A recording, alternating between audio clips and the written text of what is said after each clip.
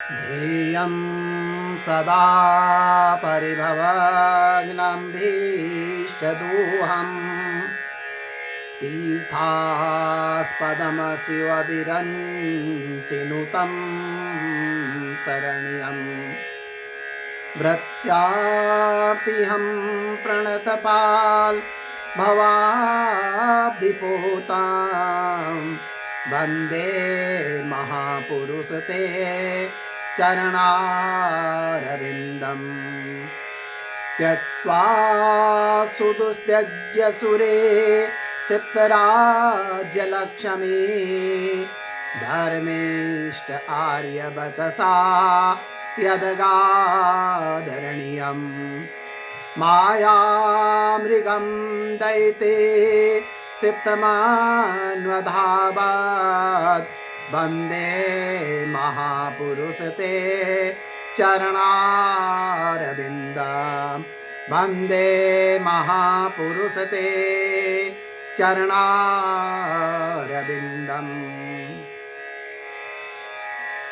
श्री भागवत जी के महात्म्य कथा के अंदर सनकादि ऋषियों का वर्णन आता है कि जब बड़े बड़े ऋषि देवता ब्रह्मलोक छोड़ करके पृथ्वी के इस भूमंडल के विशाल क्षेत्र अर्थात बद्रिकाश्रम में कथा सुनने के लिए आते हैं। तात्पर्य है कि भारत भूमि में वो आनंद है, वो ब्रह्मानंद है जो स्वर्ग लोक में भी नहीं है। तो योगी जो लोग होते हैं वो केवल अपना ही उद्धार नहीं करते हैं बल्कि वो जगत का उद्धार करते हैं, जबकि हम संसार के लोग केवल अपना उद्धार करते हैं, संत जगत का उद्धार करते हैं। तो इस प्रकार से स्कंद पुराण में कथा आती है कि बद्री नारायण बद्री विशाल में राजा के लिए भगवान पधारे थे, अर्थात राजा परीक्षित के लिए भगवान वहाँ पधारे थे। और पुंडलीक जो हैं वो विट्ठलनाथ के लिए इस धराधाम में आए थे। जिस भक्त के लिए भगवान इस मृत्युमंडल में आए वो भक्त जो है वो धन्य है। बद्रिकाश्रम बद्री नारायण जी तप ध्यान का आदर्श जगत को बताते हैं। भगवान बताते हैं, बद्रीनाथ बताते हैं, बद्री नारायण बताते हैं कि ये जगत भजन का है, तप का है, ध्यान का है, इसलिए सुंदर दिव्य शरीर हमको प्राप्त हुआ है। वो कहते हैं कि मैं ईश्वर हूँ, ईश्वर होने के उपरांत भी मैं तप करता हूँ, अर्थात भगवान भी तप करते हैं। ऐसा मेरे प्रभु बद्रीनाथ बोल रहे हैं। मैं ध्यान लगाता हूँ, तपश्चर्या के बगैर शांति प्राप्त होती ही नहीं है। जीव कठिन तपश्चर्या नहीं कर सकता है।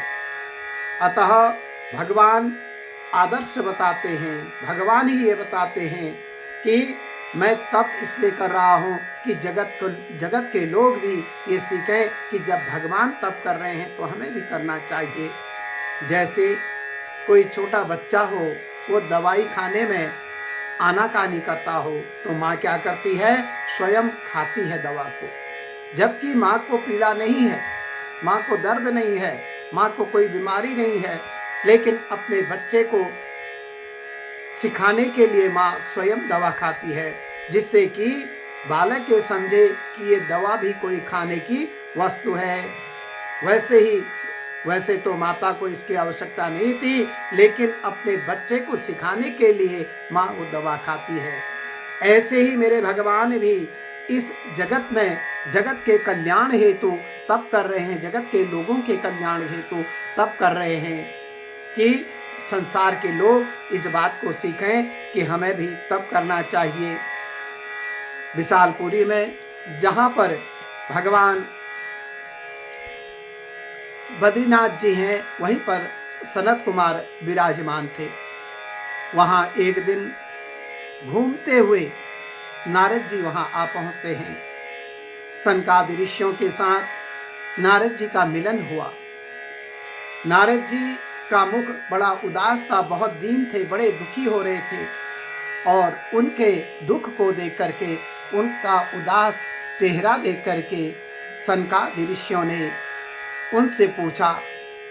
नारद जी से कहते हैं, कथम ब्रह्म दीन मुखः कुत चिंतातुरो भवान त्वरितं गम्यते कुत्र कुत्र चागमनं तव इदानीं शून्यचित्तोऽसि गतवित्तो यथा जना तेदं मुक्तसंगस्य नो चित्तं वद कारणम्। तो सनकादि ऋषि नारद जी से कहते हैं कि हे नारद जी, आप इतने चिंतातुर क्यों हैं? आप हरि के दास हैं, आप भगवान के दास हैं। कृष्ण का दास कभी न होवे उदास, उसका चित्त तो सदा आनंद से भरा रहता है। वैष्णव तो सदा प्रसन्न रहता है। जो चिंता न करे वही जगत में वैष्णव है। वैष्णव की कोई स्पेशल परिभाषा नहीं है, ऐसा सनत कुमार नारद जी से कहते हैं। वैष्णव तो प्रभु को अपने चित्त में बैठा करके उनका चिंतन करता है। फिर आप प्रसन्न क्यों नहीं हैं? नारद जी कहते हैं, महाराज, मेरे दुख का बहुत बड़ा कारण है। मैं क्यों दुखी हूं कि जब मैं जगत में गया तो मैंने उस जगत में क्या देखा। वहां की स्थिति बहुत बिगड़ गई है महाराज। क्या क्या कह रहे हैं? सत्यम नास्ति तपः शौचम दया दानम न विद्यते उदर भरिणो जीवा बारकः कूटभाषिणः। महाराज, मैं संसार में घूम रहा था, मुझे वहाँ सत्य नहीं दिखाई दिया। वहाँ पर मुझे तप, दान, दया इत्यादि इस प्रकार की कोई भी वस्तु मुझे वहाँ पर नहीं दिखाई दी। और मुझे वहाँ पर जो मनुष्य बोलता है और जो कुछ वो कर रहा है और जो कुछ हो रहा है उसमें कोई सत्यता नहीं है। अर्थात मनुष्य बोलता कुछ है और उस करता कुछ है। उसके मन में कुछ और है और होता कुछ और है, करता कुछ और है। और ये सब कुछ देख करके मैं क्या कहूँ महाराज, मेरा मन जो है बड़ा दुखी हो गया। मैं खिन्न मन हो गया। ऐसा नारद जी कह रहे हैं। समाज में किसी को भी मृत्यु मंडल में शांति नहीं है। मैंने अनेकों स्थानों का परिभ्रमण किया, मैं अनेक स्थानों में घूमा, फिर भी मुझे वहाँ शांति प्राप्त हुई ही नहीं। और आज जो है पूरा देश, पूरा विश्व जो है दुखी क्यों हो रहा है? नारद जी ने बहुत सारे कारण भी बताए महाराज। कहते हैं कि धर्म और ईश्वर में जब तक आस्थावान नहीं बनेंगे, धर्म में और ईश्वर में आस्थावान नहीं बनेंगे, और तब तक देश सुखी रह ही नहीं सकता है। क्योंकि ये संपूर्ण जगत धर्म से और ईश्वर से ही चल रहा है। धर्म और ईश्वर को भूलने वाला मानव जो है वो कभी सुखी नहीं रह सकता है। अर्थात ईश्वर और धर्म को जो भूल गया तो समझ लीजिए कि वह व्यक्ति कभी सुखी रह ही नहीं सकता है।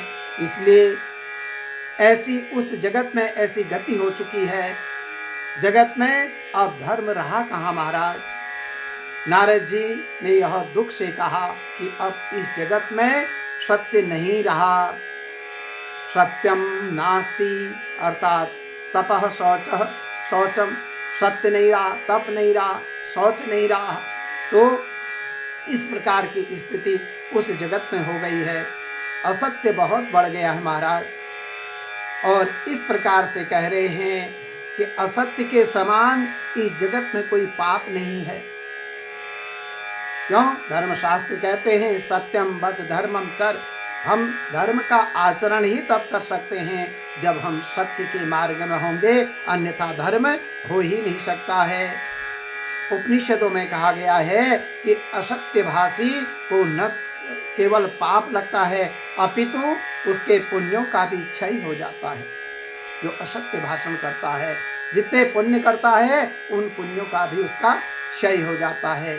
तो इस प्रकार से नारद जी कह रहे हैं कि यदि सच्चा आनंद पाने की इच्छा रखते हो तो सत्य में निष्ठा रखो कि सत्य से ही ये जगत चल रहा है। असत्य बोलने वाला व्यक्ति न तो कभी सुखी रह सकता है और न कभी भविष्य में वो सुखी होगा। मितभाषी बनो तो सत्यभाषी बनो, कम बोलो लेकिन उसको सत्य बोलो। और इस प्रकार से कहते हैं जगत में कहीं पवित्रता दिखाई ही नहीं देती है महाराज। शरीर और वस्त्र जिस प्रकार से साफ सुथरे हम रखते हैं उसी प्रकार से मन को भी पवित्र रखना चाहिए, मन को भी साफ रखना चाहिए।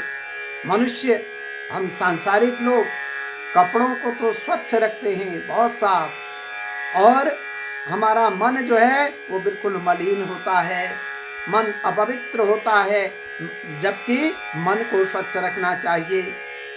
मन यदि पवित्र रखेंगे तो मन जो है साथ साथ शरीर जब छोड़ते हैं तो मन की जो इच्छाएं होती वो भी चली जाती हैं। जगत में नीति का दर्शन नहीं होता है। नीति क्या है, यथार्थ क्या है? नीति और अनीति से बहुत कुछ धन जुटाने की हमारी इच्छाएं हैं। उस धन को जुटाने में हम सांसारिक मनुष्य नीति और अनीति का ध्यान ही नहीं रखते हैं और उस धन को हम कुकर्म मार्ग में खर्च करते हैं। कुटुंब सुख से इस संसार में कुटुंब सुख के उपरांत हम कोई सुख को समझते ही नहीं हैं। जो भी सुख है वो अपने परिवार के लालन पालन में ही प्राप्त होता है, ये भाव हमारा होता है। इसका विचार भी मनुष्य करता ही नहीं है कि इस कुटुंब सुख के अलावा भी देव सुख भी हमें प्राप्त हो, ऐसा हमारा विचार बनता ही नहीं है। वह तो यही सोचता है कि धन संपत्ति से मैं अपने कुटुंब को सुखी कर दूंगा, और जब कुटुंब को सुखी कर दूंगा तो संसार के संपूर्ण सुख मुझे प्राप्त हो जाएंगे, ऐसा ये जीव, ये मनुष्य समझता है। अपनी इंद्रियों का तो वह इतना दास बन जाता है कि उसे पवित्र होने का विचार आता ही नहीं है। जो हरि का दास है वो इंद्रियों का दास बन जाता है, और इस प्रकार शरीर और इंद्रियों के सुख में वह ऐसा फंसा हुआ ये जीव कि शांति का विचार जो है उसे कभी आता ही नहीं है कि कैसे हमें शांति प्राप्त होगी। तो इस प्रकार से वह श्रेष्ठ आनंद को कैसे प्राप्त कर सकता है? आनंद से ही परमात्मा की प्राप्ति हो सकती है। जीवन में जब तक कोई पवित्र लक्ष्य निश्चित न हो, अर्थात हमारा पवित्र लक्ष्य क्या होना चाहिए कि ईश्वर प्राप्ति, और ये मानव शरीर के द्वारा सत्कर्म होना, और सत्कर्म के द्वारा हमारे मार्गों में परिवर्तन आना, ये हमारा लक्ष्य होना चाहिए। तब तक पाप रुकेंगे नहीं। जब तक हमारा लक्ष्य नहीं होगा पवित्र, तो तब तक पाप कभी नहीं रुक सकते हैं। जो लक्ष्य रखता है वही पापों से बच सकता है। मनुष्य को अपने जीवन का लक्ष्य मालूम नहीं है, वह मंद बुद्धि करने योग्य काम को करता ही नहीं है। हम कौन सा काम कर रहे हैं महाराज? हम माया के ही जगत में, माया के ही खिलौनों के साथ नाच रहे हैं। ये जगत माया का है। तो एक विद्वान ने पूछा कि महाराज, माया के जगत में हमारा उद्धार कैसे होगा? तो तब कहा गया, जग में रहो तो ऐसे रहो जैसे जल में कमल फूल रहे। आपने देखा होगा कि कमल जल में ही उत्पन्न होता है, लेकिन कमल के ऊपर यदि जल गिराते हैं तो वो जल उसमें टिकता नहीं है, और जल के बिना कमल रह नहीं सकता है। तो इसी प्रकार से इस माया के संसार में हम समस्त लोग रह करके, मनुष्य रह करके कमल की भांति अपने जीवन को व्यतीत करें, तो ये माया जो है उसको कभी ठग नहीं सकती है। तो तब कह रहे हैं नारद जी की अन्न का विक्रय होने लगा, जगत में पाप बहुत बढ़ गया। इस धरती माता ने अन्न को अपने पेट में समेट लिया। अन्न विक्रय से पाप हो रहा है। ज्ञान का विक्रय होने लगा। ज्ञान का विक्रय मत करो। ज्ञानी व्यक्ति को चाहिए कि वो निष्काम भाव से जगत को ज्ञान का दान करे। अन्न दान से भी श्रेष्ठ दान धर्मशास्त्र कहते हैं कि वो ज्ञान का दान है। ज्ञान के दान से शांति प्राप्त होती है।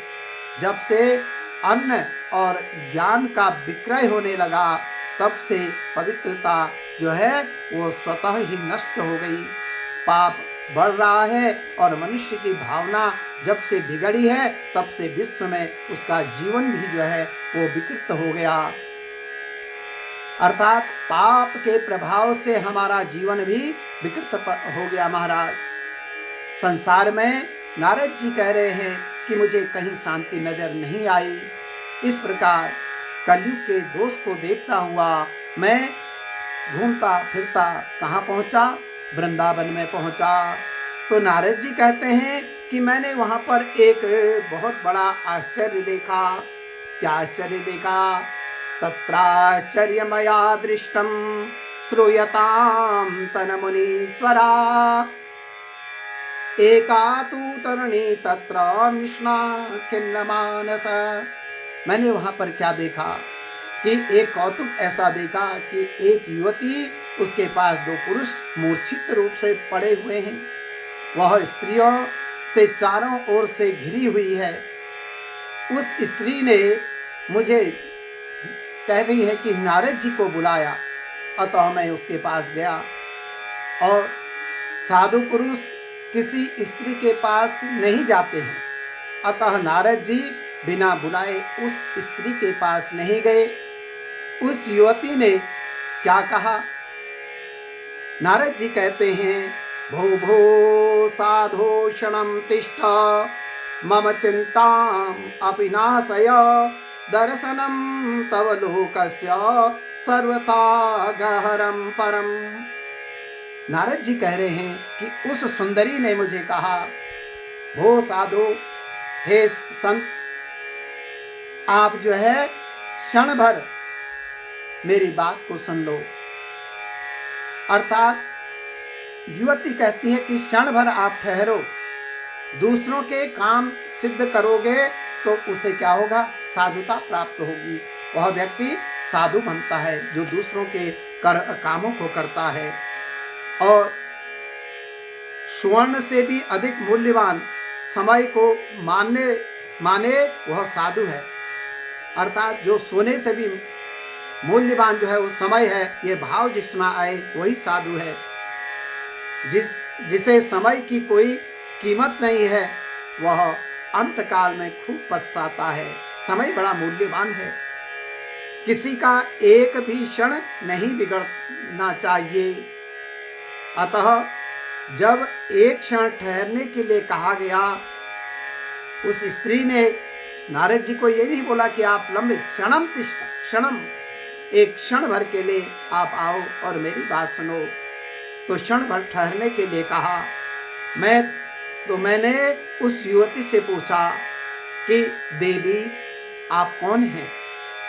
वो युवती, जब नारद जी ने इस प्रकार से पूछा तो वो युवती कहती है कि अहम भक्तिरिति ख्याता इमो मे तनयो मत्ता ज्ञान वैराग्य नामानो कालयोगे न जर जरा। महाराज, मेरा नाम भक्ति है और ये जो ज्ञान और वैराग्य हैं ये मेरे पुत्र हैं। ये अब वृद्ध हो गए हैं। मेरा जन्म तो द्रविड़ देश में हुआ, अर्थात द्रविड़ देश में मैं उत्पन्न हुई। कर्नाटक में मेरा पालन हुआ और मेरी बुद्धि भी वही हुई। वृद्धि भी वहीं पर हुई। और इस प्रकार से कह रहे हैं कि आचार विचार जहाँ शुद्ध होता है वहीं पर भक्ति पुष्ट होती है। तो आचार विचार शुद्ध हो तो भक्ति हो सकती है। विचार के साथ साथ आचार भी शुद्ध होना चाहिए। कर्नाटक में आज भी जो है बड़े भक्त लोग रहते हैं महाराज। कर्नाटक आज भी आचार विचारों से शुद्धता कर्नाटक में है। भगवान व्यास जी को कर्नाटक के प्रति कोई पक्षपात नहीं है, बल्कि वहाँ का जो वातावरण है, उस वातावरण के जो सत्य है वही सत्य उन्होंने वर्णन किया है। अब भी कर्नाटक में लोग निर्जल एकादशी का व्रत लेते हैं। निर्जल एकादशी का व्रत क्या है? उतना गर्म प्रांत और वहां पर निर्जल बिना जल पिए हुए जो एकादशी का व्रत लेते हैं। मेरी एक एक करके सभी इंद्रियां भगवान को अर्पण करनी है, ऐसी भावना से जो व्यक्ति एकादशी का व्रत रखते हैं परमात्मा उनको प्राप्त हो जाते हैं। महाराष्ट्र में किसी किसी स्थान पर मेरा सम्मान हुआ तो महाराष्ट्र में कहीं कहीं पर भक्ति को सम्मान मिला है, और पंढरपुर जैसे स्थल पर भक्ति का दर्शन होता है। और गुजरात में मैं जीर्ण हो गई, गुज्जरे जीर्णता गता। कह रही हैं भक्ति माता कि मैं गुजरात में जाकर के जीर्ण हो गई और अपने दोनों पुत्रों के साथ वहां वृद्ध हुई। धन का दास प्रभु का दास नहीं हो सकता है, कभी भी नहीं हो सकता है। जिनको धन की ही कामना है प्रभु का दास हो ही नहीं सकता है। गुजरात जो है कांचन का लोभी हो गया, अतः भक्ति वहां पर छिन्न भिन्न हो गई, भक्ति वहां समाप्त हो गई। भक्ति के प्रधान जो है वो 9 अंग है महाराज, और उसे नवधा भक्ति कहा गया है। मानस में बाबा तुलसी कहते हैं, प्रथम भगति संतन कर संगा, दूसरी रति मम कथा प्रसंगा, गुरुपद पंकज सेवा, तीसरी भगति अमान, चौथी भगति मम गुण गना, करई कपट तजिगान, मंत्र जाप मम दृढ़ विश्वासा, पंचम भजन सो वेद प्रकाशा, छठ दम शील बीरति बहु करमा, निरत निरंतर सज्जन धर्मा, सातवां समय मोही मय जग देखा, मोते संत अधिक कर लेखा, आठवां जथा लाभ संतोषा, सपने हो नहीं देखई पर दोषा। तो तुलसी बाबा कहते हैं कि पहली जो भक्ति है वो संतों का संग है, दूसरी जो भक्ति है कथा प्रसंग में प्रेम है, तीसरी भक्ति गुरु के चरणों में अभिमान रहित जो सेवा होती है, और चौथी कपट छोड़ करके मेरे गुण समूह का गान करना, अर्थात मेरे गुणों की कथा का बखान करना, पांचवा मंत्र जाप अर्थात मंत्रों का जप जो वेदों में प्रसिद्ध है वो पांचवी भक्ति है, इंद्रिय निग्रह छठी भक्ति है, अर्थात स्वभाव और अपना चरित्र जो है वो अच्छा रखना चाहिए, धर्म के आचरण में लगे रहना चाहिए, सातवीं भक्ति जगत भर को समभाव से मुझ में ओत प्रोत राममय देखना, संतों से जो है संतों से मेरे से अधिक संतों से प्रेम करना वो सातवीं भक्ति है, जो मिल जाए उसी में संतोष करना और स्वप्न में भी दूसरे के दोष को न देखना, ये नवधा भक्ति है। तो इस प्रकार से कहते हैं कि ये 9 प्रकार की भक्ति है। इसमें प्रथम है श्रवण भक्ति, केवल कथा सुन लेने से भक्ति पूरी नहीं होती है। सो कथा को सुना, उसको मनन करो, मनन करके जितना जीवन में उतरता है उतना भागवत श्रवण सार्थक हुआ, ये समझना चाहिए। और जो सुन करके हमने जीवन में उतार लिया, कथा सुनने से वही हमारा सार्थक है और कथा के श्रवण से जो है पाप जल जाते हैं। परंतु मनन करके जीवन में उतारने से जीव मुक्ति को प्राप्त हो जाता है। श्रवण भक्ति भिन्न भिन्न हो सकती है या भिन्न भिन्न छिन्न भिन्न हो रही है श्रवण भक्ति, क्योंकि मन एक स्थान पर हमारा लगता ही नहीं है। इसलिए श्रवण भक्ति में बड़ा दोष आने लग गया है। मनन नहीं करने से श्रवण नहीं होता है। मनन के अभाव में श्रवण भक्ति जो है वो प्रतिदिन क्षीण होते जा रही है, उसका समय जो है वो समाप्त होते जा रहा है। और इस प्रकार से कहते हैं कि कीर्तन भक्ति भी नहीं रही, और क्योंकि कीर्तन भक्ति से जीव का जो है वो कीर्तन भक्ति से और कांचन का लोभ आ गया, इसलिए कीर्तन नहीं हो पा रहा है और तभी से कीर्तन भक्ति भी जो है भ्रष्ट हो गई है। ज्ञानी पुरुषों को अपमान से भी सम्मान अधिक बुरा लगता है, वो सम्मान को बहुत बड़ा नहीं समझते हैं और धन के लोभ की अपेक्षा कीर्ति का मोह छूटना बड़ा कठिन है। और कीर्ति का मोह तो ज्ञानी को भी सताता है। मैं अपने मन को समझाता हूँ, जब तक तुम अपने मन को स्वयं नहीं समझाओगे या हम सांसारिक मनुष्य अपने मन को नहीं समझाएंगे तब तक वह मानने वाला नहीं है। अंकुश करना है, अंकुशित करना है तो केवल मन को ही करना है। कथा कीर्तन में जगत अनायास ही विस्मृत हो जाता है। जब हम कथा और कीर्तन में होते हैं, कथा में जब बैठे हों तो संसार व्यवहार के विचारों को मन से निकाल दो। क्या होगा, कैसा होगा, ये विचार हमको निकालना पड़ेगा। मैं अपने कृष्ण के चरणों में बैठा हूँ, ऐसी भावना रखेंगे तो कीर्तन भक्ति जो है वो निष्काम हो जाएगी। तुलसीदास जी कहते हैं कि स्वांतः सुखाय, अर्थात मैं अपने सुख के लिए कथा करता हूँ, दूसरों को क्या सुख मिलता है इसकी मुझे कोई खबर नहीं है। मैं केवल अपने आनंद के लिए ही मेरे प्रभु राम की कथा करता हूँ। मेरे मन को आनंद मिलता है इसलिए मैं कथा करता हूँ। तो इसलिए हम जो कथा भी कर रहे हैं तो पहले हमारे आत्मा को आनंद आना चाहिए, मन को आनंद आना चाहिए। वृंदावन भक्ति अभिमान के कारण चली गई और अभिमान बढ़ते ही बंधन भक्ति का भी नाश हो जाता है। सब में श्रेष्ठ श्री कृष्ण की भावना रख करके बंधन करो, अर्थात सब सियाराम मई सब जग जानी, समस्त संसार जो है मेरे भगवान के मय है। सकल लोक मैं सबको बंदे, अर्थात सारे लोक में जितने भी हैं सबको मैं प्रणाम करता हूँ, नमस्कार करता हूँ। यही सच्चा वैष्णव है। जो बंधन करता है वही वैष्णव है और जो बंधन करना चाहता है वह वैष्णव नहीं है। चाहने से नहीं बल्कि जो करता है।